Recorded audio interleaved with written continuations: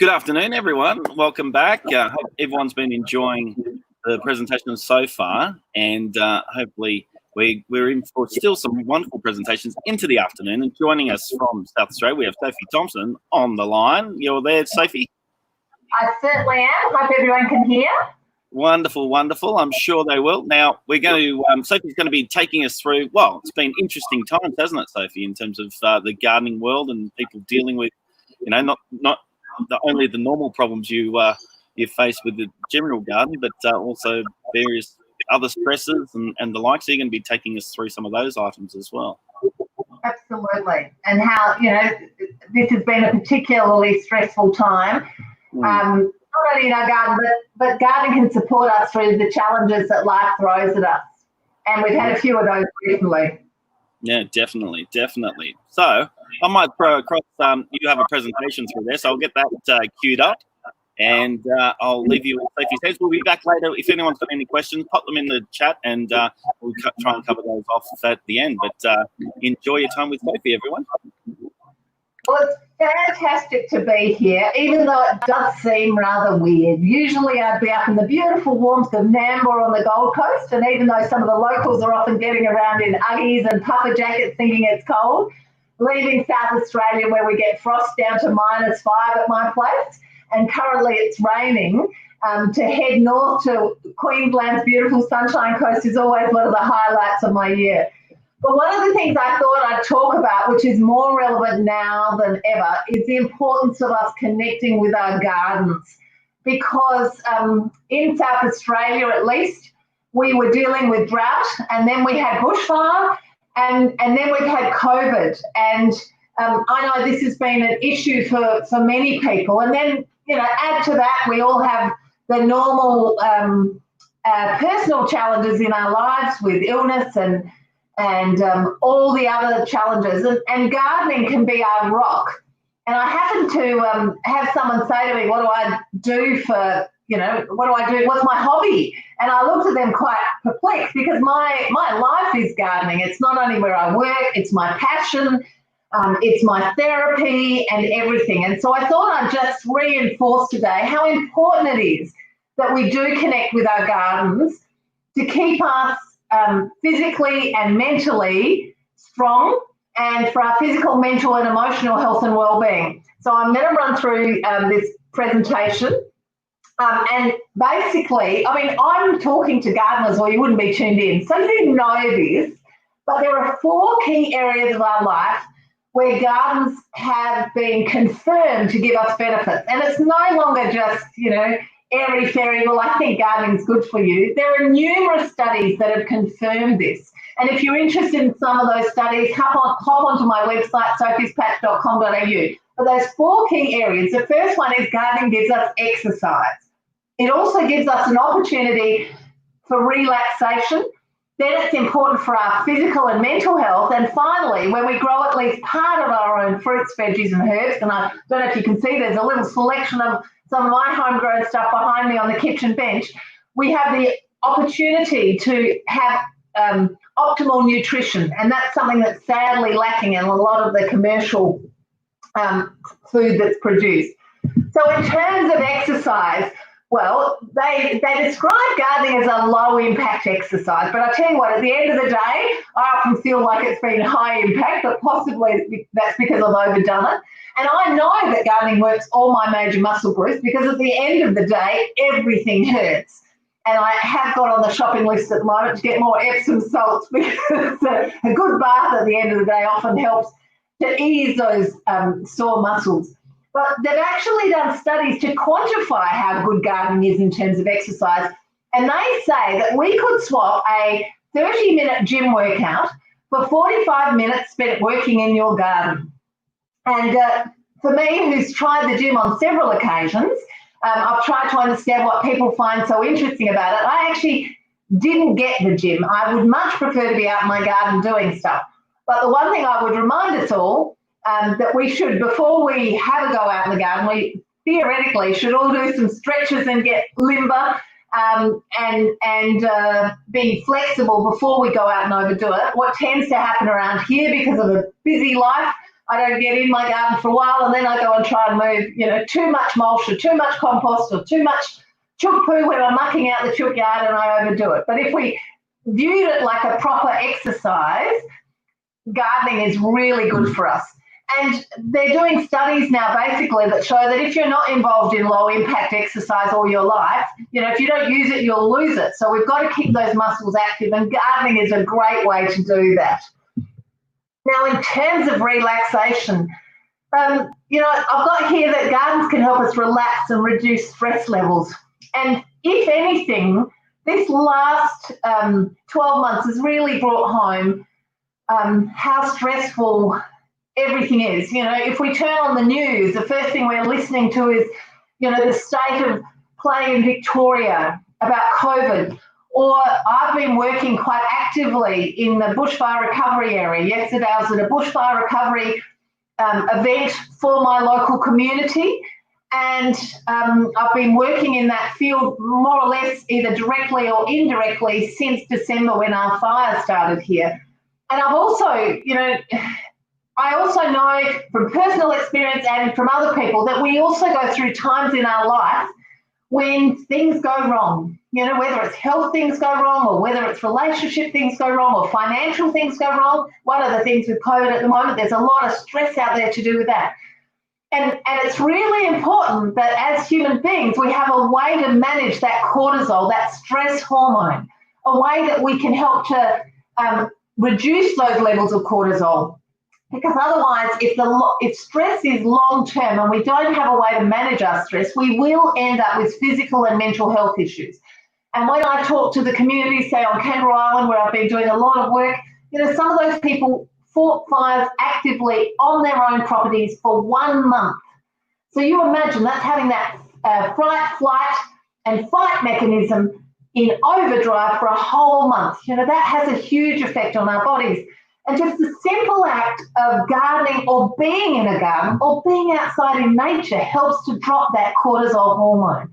And I want you to imagine yourself now at the end of a busy day, a stressful day. Now, you know, maybe you've been caught in traffic getting to and from work. Maybe it's all the anxiety of every time you turn the news on, you hear all this stuff that's really stressful. So imagine yourself in that state where you're feeling tense, and then visualize yourself in a beautiful garden. Now, it might be your own garden. It might be the garden you grew up in. You know, I know whenever someone tries to take me into a relaxation, a meditation, and they talk about a garden, it's the garden of my childhood. It's a section of that garden that helps me to just chill out. So I want you to visualize yourself in that beautiful garden, and just doing that, even as I talk about that, I can feel that my shoulders have just dropped. And then if you take a deep breath in that space, deep breath, visualizing yourself in that space, you'll actually feel your heart rate start to slow down. So even before COVID, we were in this fast-paced, crazy world where it's easy to get caught up in stuff. And it's really important we have a way to chill out, a way to relax and manage those stress levels. Now, some people find that actually exercise gives them that too. So exercise can also help reduce our stress levels. But being in nature is one of the best things. And one of the things I've certainly noticed in my local community post-COVID is that during COVID, when we're in isolation, if you went, but you were still allowed to go out to exercise close to your home, if I went to the top of the mountain up the hill from me, I'd find people up there outside in nature more than I'd ever noticed before. If I went to the local wetlands, I'd find people outside actually connecting with nature. So that's one of the things that I'm really hoping will be an ongoing memory of the COVID experience, and we'll take with us, because it's really important that we can get out in nature and, you know, just be in your garden. You know, even if you can't physically garden, just being in your garden, listening to the birds, watching butterflies, watching the flight of the bees, or just appreciating the beauty in any flower. You know, in South Australia, where I live at the moment, it's cold, frosty, everything's bare. But what I delight in at the moment is watching the swollen buds on plants as they prepare for spring, or the first blooms appear. And I love this saying here by the beautiful Audrey Hepburn, to plant a garden is to believe in tomorrow. Peter Cundall used to talk about the fact during times of uncertainty, that simple act of planting a seed, what could be more optimistic than the simple act of planting a seed, knowing that there is a pattern to nature, it will shoot at the right time. Now, in terms of health effects of gardening, well, there are so many that I can't even mention. But physical health effects, one of them is that we get the opportunity to be outside and have access to vitamin D. Now, we know that vitamin D, our bodies manufacture when we have exposure to sunlight, and a lack of vitamin D leads to all these quite serious things, from osteoporosis, decreased immune function and cancer, to depression. And I know for me that, sunshine, while we've got to be careful we don't get too much exposure to sunshine from skin cancer point of view, but my soul craves sunlight. And if it's a really gloomy week and I haven't got to see the sun, as soon as the sun pops out, I can feel my mood lifting and I can feel the benefits of having access to that beautiful sunshine. And I know if you're watching from up in Queensland, you're probably going, well, you need to move up here. Maybe I do. Vitamin N, this is an interesting one. There's actually a fabulous book. If you're interested in this whole field of, I call it horticultural therapy, there's a great book called Vitamin N by a gentleman called Richard Louv. Now, in his book, he talks about the fact that as human beings, we need to interact with nature. And the Worldwide Nature Play movement has been connecting kids with nature, which is awesome. But we need to make sure as adults, we connect with nature too, because one of the things we all tend to do these days is we spend too much time in front of screens, whether it's our phone or whether it's a computer or all sorts. And just that simple thing below, that studies that show after 1 hour in nature, 20% of subjects had improved memory performance and attention spans. So it's really important, when we need to recharge our brains, that we have time outside in nature and we don't forget that. Now, as I travelled about just over a year ago, we would have been at the Logies up on the Gold Coast, and Costa got his beautiful Logie, and Gardening Australia got a Logie for the best lifestyle program. Well, as I was going up there, someone said, I want to clean under my nails. And I said, no, right? I actually want to take dirt under my nails to the Logies, because I'll feel like I'm grounded. And to me, it's what I used to be embarrassed about gardeners' hands. Now I show as a sign of, I actually think it's a good thing to have dirt under your nails and to have gardeners' hands. It shows that you're using our hands, and that's quite a profound thing too.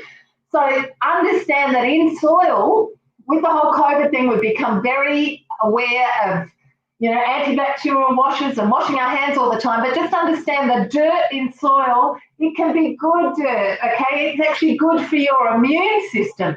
And it, not only means that you have less allergies often when you have exposure to getting outside. They say that kids that grow up in the country have something called the farm effect, and they have less allergies than kids in the city. And that's purely because they get exposure to dirt. But good organic soil, like in your veggie patch, when you get your hands in it, you actually ingest a naturally occurring soil bacterium. And what that is, that helps to trigger serotonin in your brain. Now, that's your happy pill. The great thing about if you have a garden or access to a garden, you can actually self-medicate, really, with serotonin by getting out there. And I know that, often people will say, if you're a gardener, you'll say, look, it's been a tough week. It's been stressful, whatever. I need to get outside and get my hands in the soil. So people that say that actually mightn't realise it, but they're talking science. It's actually scientifically proven that this particular bacterium, soil bacterium, triggers us to make us feel happier. Now, another thing, this is a little bit contentious. Some people are huge fans of it. There's a new therapy called earthing. And basically, you can buy an earthing mat that you sleep on. You can get an earthing mat in front of your computer. In Australia, I reckon for the most part, we actually get access to being barefoot outside or having our hands on the soil. But when we're in contact with the earth, there is an electron transfer that can reduce stress hormones and promote calmness. And I know if ever I'm feeling stressed, one of the best ways for me to manage my stress, even if I'm out and about, is to find somewhere with a lawn and just take my shoes off and walk barefoot on the lawn. It certainly calms me down.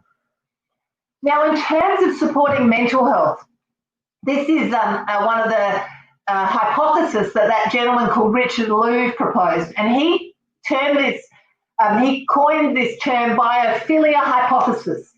And in that it says basically that as human beings, if we neglect our inherent need to interact with nature, there will be dire physical, mental and emotional consequences. We need to connect with nature. It's not it would be good to do, we actually need it. Just like we need food for nourishment, we need to have a connection to nature. And since the bushfires, one of the things I've been really keen to do is help connect gardeners that lost their gardens to the bushfire back with gardening. And because I know if I was to lose my garden, that would be absolutely devastating. There's been times in my life when I haven't been able to garden, say for a few months following, medical reasons, and I have become disconnected from my garden, and it certainly was not good for my mental health. And the simple act of connecting people back with their gardens is really profound. And I've had the privilege of being involved on Kangaroo Island, where we were able to set up a community garden in the western half of Kangaroo Island, and this was designed to support people on the western half where the fire damage was basically wiped out half the island. And people that lost their homes, lost their gardens, lost their ability to produce food. And so I was keen to get a pop-up veggie garden happening. And you can check it out if you go to Regrowth Garden Recovery on Facebook. You'll find a website, or go to my website, you'll find it there. And we set up a pop-up community garden, which was all about growing food in a hurry, a lot of food that could be shared with people that couldn't grow their own. And the thing that came out of it, and the thing I sort of knew it would, but it's starting to show up, is people commenting about the single most important influence on their mental health at the moment has been their weekly trip to that community garden to pick a bucket of greens. So, never underestimate. If you've been through mental health problems, know that gardening, is our saviour, and it can just help us feel better. So whether it's just managing our stress so that mental health or physical health problems don't become an issue, so it can help us before stress becomes a problem. But even when there are mental health problems, gardening can help support us through that. And there's a couple of studies here. The bottom one's what I just want to mention. There was a Norwegian survey that took patients with moderate to severe depression and got them to participate in a 3-month horticulture course. And at the end of that course, all people that did the program experienced reduced symptoms. Not just it might be good for you if you're a gardener. Gardening is really important for our mental health, and it cannot be underestimated. It's profound power.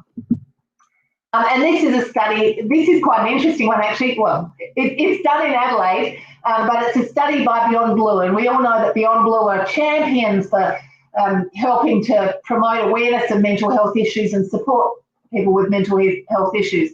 But the study I find interesting, because I live in the fastest growing town of Australia. It's a town called Mount Barker in the Adelaide Hills. It was once beautiful farmland. Now it's being made into a larger population.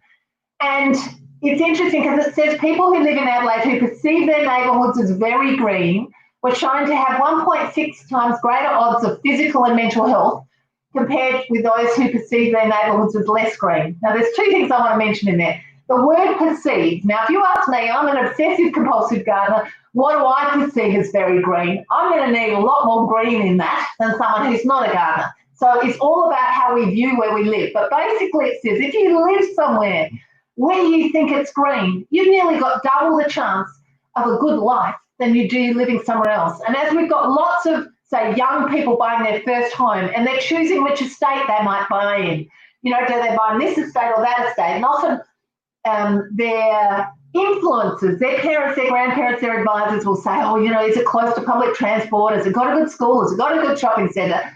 Well, actually, those things don't guarantee you, or those things don't contribute to you having 1.6 times greater odds of physical and mental health. Actually, the question we should be saying to people looking to buy their first home is, do you think it's very green? And if they think it's very green, that's awesome. Because it's really about, we need to have nature around us. Now, I'm just going to touch on children's health too, because I'm an ambassador for Nature Play in South Australia. I know we've got Nature Play in Queensland, we've got Nature Play in WA. It's all about getting kids outside, connected with nature. And how it's come about is because these are the statistics. 25% of Australian kids are overweight or obese, and 14% are diagnosed with mental illnesses such as ADHD.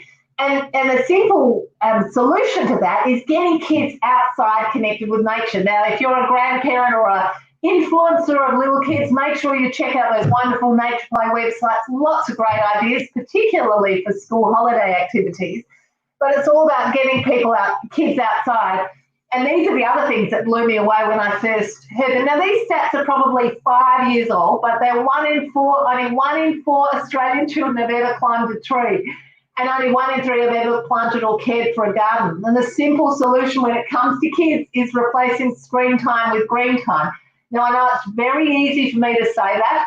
It's easiest when they're youngest. And if you're outside gardening and you have your kids outside gardening with you, I've now got 5 teenagers, and trying to separate them from their screens is possibly harder.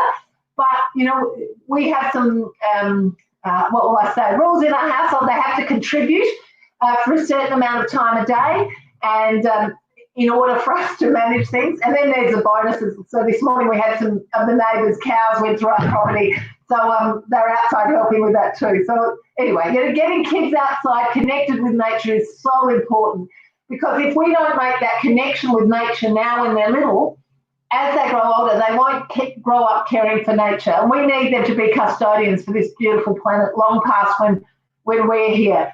And so it's all about getting kids outside. The other thing that's fascinating is I noticed when Nature Play first started, parents would get inspired to take their kids outside. So the mum or dad would take them to the park or the national park, and the kids would be outside connecting with nature. And what do you think mum or dad was doing? Mum or dad were actually on this thing. So it's important for all of us to connect with nature. We all need that digital detox.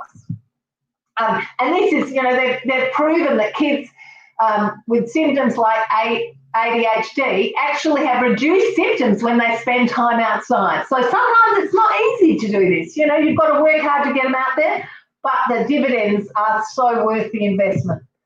And the last thing I'm going to finish on, I am totally convinced that when we grow our own food, it's better for us. Now, if you're an organic gardener, you know what went into it. It could be that you know how fresh it is. Last night I picked a basket of stuff that was my dinner. If you want to see it, check out my Facebook this morning. It's a picture of what we were going to eat last night for dinner. And, the freshness, the flavour, all of that, it's so good for you. So when we grow our own, we have the option of optimal nutrition. And one of the things when we buy commercial stuff, we don't know what it was treated with. We don't know how old it is. I certainly know on the odd occasion when I need to buy something. Well, let's say one of the staples in our household is bok choy, and I love it. But let's say if I'm away and I have to cook something and I go and buy bok choy from the supermarket or wherever I can get it, it's almost half wilted when I'm taking it home. And then I know if I pick my own bok choy and I pick too much and I can't use it, I could find it in my fridge 2 weeks later and it would still be good to go because it is so fresh. So, I'm an obsessive compulsive gardener, and I'm definitely addicted to growing food. And I do overproduce, but I figure that's not a problem because I can share it with friends. We can process it. We have a lot of, in normal times, we have a lot of events here. So I'm always sharing different produce with people, often in the form of cakes. They come here for an event and we do morning or afternoon tea. So, I think while it is a bit of an addiction for me, it's a healthy addiction. And it's doing good, and I'm able to share it with people. So on that, I'm going to finish off. I think I'm going to hit stop sharing. If you don't know, I'm on Instagram and Facebook. It's Thomson without a P. And I am, I should end this talk by saying I am totally biased. I'm an obsessive compulsive gardener, and I think gardening is the solution to everything. And I also think I'm right. So if you're going to go out on the limb, you might as well go all out. So on that note, I'm going to stop sharing, and I hope that. Voila! I'm here. I'm trying to find you. Can you see the screen now, Sophie? I can. I thought I'd just share some of the comments that have been coming in whilst you've been talking there, and it's always so important that people think about the mental health benefits of getting out in the garden and getting their hands dirty. And I like a bit, especially about when with everyone being so sanitised at the moment in public spaces for obvious reasons, but when you're in your own backyard, exposing yourselves to some more of that, getting your hands in the garden and getting gardening. So, I've lost you. I think I've lost Sophie. Oh well. But we'll see if Sophie pops back in through there. But I'll just have a look through here. People talking about. I see Costa jumped in, so it's great seeing that Costa could come through and have a chat through there. We'll see if Sophie can come back, because we're going to do some of the Q&A towards the end there. So she might have just dropped out. But Leanne writes, love having my hands in the garden, and again, definitely getting involved through there. The barefoot, except for the bindies. So someone who's thinking about their summer lawn, obviously. And remember, through the cooler months is the better time to be treating those, as we're looking at issues through that. I can see we've got a few through there. I'm just going to see if Sophie's going to jump back in. Here she comes. Here she comes. Add to stream. I'm sorry, Matt. Yep, go out for a spot of gardening. You lose yourself. Thought I'd run out and get some more nettle for my nettle tea. We're just having a look at some of the comments coming through about people, again, with the mental health side of things. I'm just trying some of the comments up there, fires and COVID. So a lot of people expressing how important it's been for them. We've got people dreaming about their first tomatoes through here as well. So, absolutely. Can I say, short of moving to Queensland where you can grow tomatoes in winter, I dreamed of having a poly house with tomatoes in it, and I sort of got a bit lucky. And what happened is the frost came to -5 in my poly house and killed my tomatoes through the poly house. So I think I'll have to move to Queensland. It's just too hard otherwise. You could have nearly woken to a cow in your poly house. I know, absolutely. So, there we go.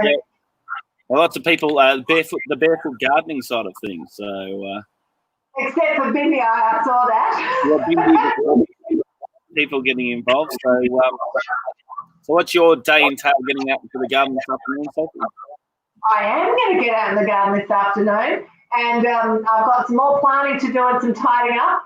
So while I actually thought I might get more time in my garden during COVID, possibly like you, we've had to scramble and become more proactive to keep reaching people during this time. And so I haven't had as much time in my garden as I would have hoped.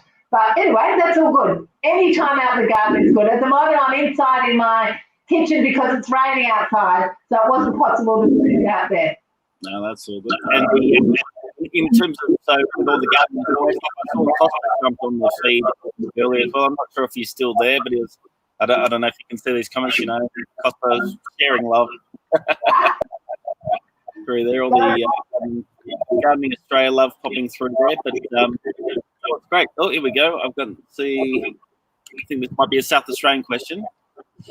Capsicums are still growing despite the, I'm going to say that's frost. I'm in South Australia. Is there anything I can do to help them survive?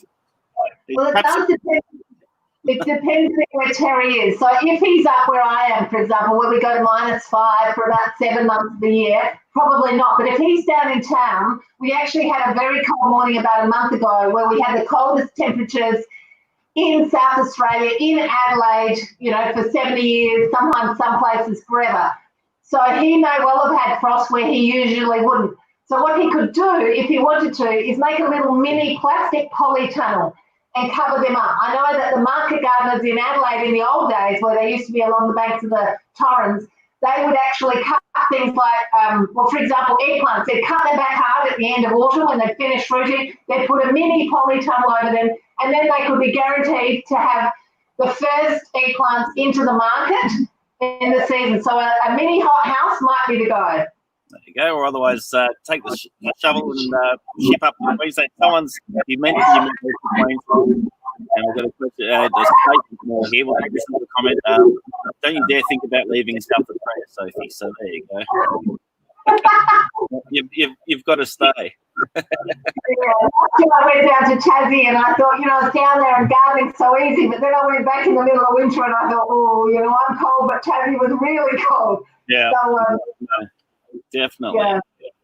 I've got another one through here, so people just saying thank you for that. So that was wonderful. You did share a post up through there, so you're doing a lot of stuff online, Instagram, Facebook, all of them, isn't it? Yeah, and we also do a monthly newsletter, and so I have been fortunate enough to be, now that they've eased restrictions, I've been back to Kangaroo Island twice in the last month. I've been back there supporting all the bushfire recovery stuff, and yesterday I was with my local community, the Adelaide Hills community, who had a winter collection day. So one of the things that's come out of this bushfire recovery stuff is that I've seen some really great community initiatives that I think we could take on and model anywhere. And so over the next few days, I'll be sharing a video about the Adelaide Hills Garden Revival, which is just a whole lot of people that started propagating plants from home, and then COVID came, so they couldn't give them to the fire-affected gardeners. But yesterday, in groups of 25, the fire-affected gardeners could come in and collect plants that were donated, either from the nursery industry or from home gardeners. And it's an extraordinary act of giving, selfless giving, but it's actually quite an emotional day because it's emotional for people giving the plants. It was awesome that they could do that and feel like they'd done something, but it was very emotional for the people collecting the plants because while they were blown away by the generosity, it was also reinforcing what they've lost, and I can't imagine what it's like to go through losing a garden, losing a home. I've been doing, if anyone here is watching and you were affected by the bushfire, my heart goes out to you. I did a series of videos for our local Department of the Environment in South Australia, and it's called Gardening After Fire. And you'll find them, if you Google Gardening After Fire, there are links on my website. So it's really important we connect back with our gardens, right? And if you've lost a garden, it's a bit overwhelming to know where to start. So I might just be starting on 1 square metre, or with one pot. It's just so important that we understand that gardening is not only good, well, it's good for everything. Exactly. If we can bring about world peace with gardening, man, I'm sure we can solve everything. Well, everything, definitely. Especially in giving, especially at times with plants being relatively scarce. I mean, with COVID, everyone's been locked in. Nurseries have been very much depleted, and doing as best they can to restock supply and things. So sharing amongst gardeners is also, as well as the connection between people, it's getting more plants out there as well. So absolutely. Well, thank you very much for joining us across here, Sophie, and enjoy the rest of the day. Hopefully no more stray cows make their way into your garden. But in the rain, so a fun time to bring them together. But I guess if anyone's got any other comments and things, Sophie, you'll keep an eye on the Facebook thing to see if there's anything to reply to. Absolutely. I'll post this on my Facebook feed too. So thank you, Matt, for holding the technology together, because this is I'm a gardener. I'm not into technology. No, it all went swimmingly, I think. So thank you very much, Sophie, and thank you everyone for joining us. Now we're going to be back at 2 o'clock. We're going to be talking indoor plants with Peter Hickman, so they'll be going live in just a little while. So tune in for that. Thank you very much. Thanks, Sophie. Happy gardening. See ya.